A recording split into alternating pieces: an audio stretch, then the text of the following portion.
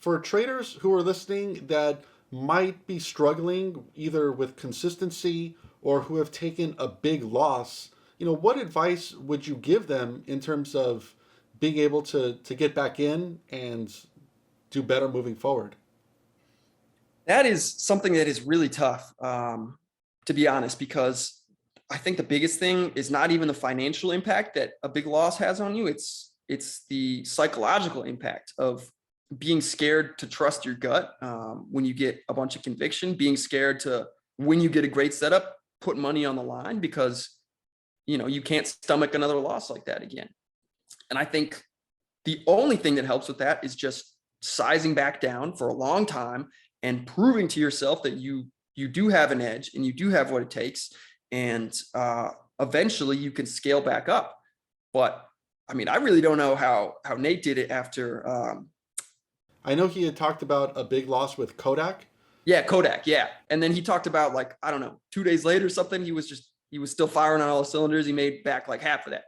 I don't know how he does that, man. I mean, I am officially over the eye lag pit at this point, but I'm still not at all-time highs because I took pretty much the same size loss on HKD like a month or two before that.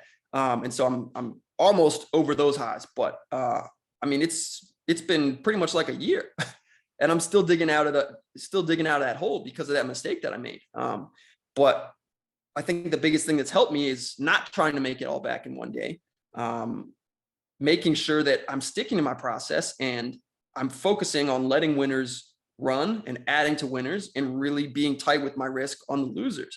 Because when you do that, even with small size, the gains really add up. I mean, I've had so many trades this year where I risk $1,000, $2,000 and I make 10K, 20K, 50K, 80K with 2K initial risk.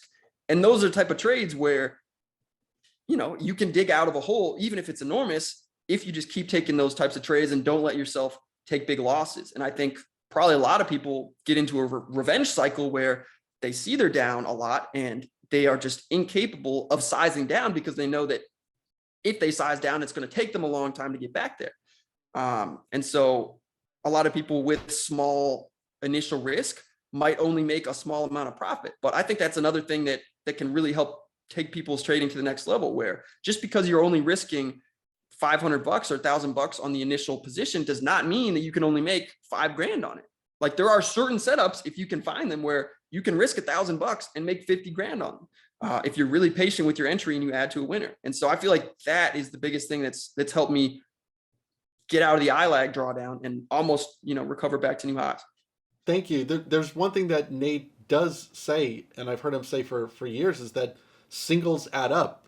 And it sounds like that's sort of what you're describing is, if traders can put away this urge to revenge trade and try to make it all back, the singles, the risking 1,000 and maybe making 5 or 10,000 or even more that you're describing, could really add up and can help traders, dig out of that hole that they might have put themselves in. Yep, exactly. And I see this with beginners a lot too, where, they come in and instead of paper trading or trading with $1 risk, like I recommend if you're a brand new trader, they trade, with the same risk that a professional trader would use. And before they know it, they're 50K in the hole, 100K in the hole. And now they're like, well, I got to keep using big size because I'm never going to get out of this hole if I size back down. And that's just a really dangerous mindset to have. So, I would just, again, recommend sizing down and adding to winners.